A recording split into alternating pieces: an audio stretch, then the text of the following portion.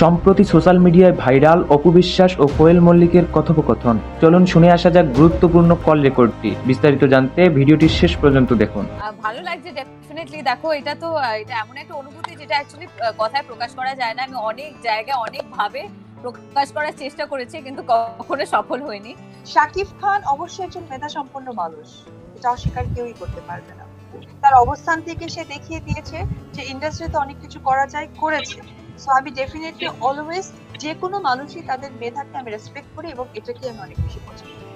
হ্যাঁ, এটা একটা অদ্ভুত সময় যাচ্ছে, প্যান্ডেমিকের সময় আলাদা একটা ভাবে সবাই, কারণ এটা এমন একটা ফিলিং যেটা সত্যি মানে cannot be expressed in words. সত্যি আমার কাছে ছোট্ট একটা সংজ্ঞা, বিয়ে মানে হচ্ছে দায়িত্ববোধ, অসৌন্দর্য, আর প্রেম মানে হচ্ছে দায়িত্ববোধ না বা সৌন্দর্য।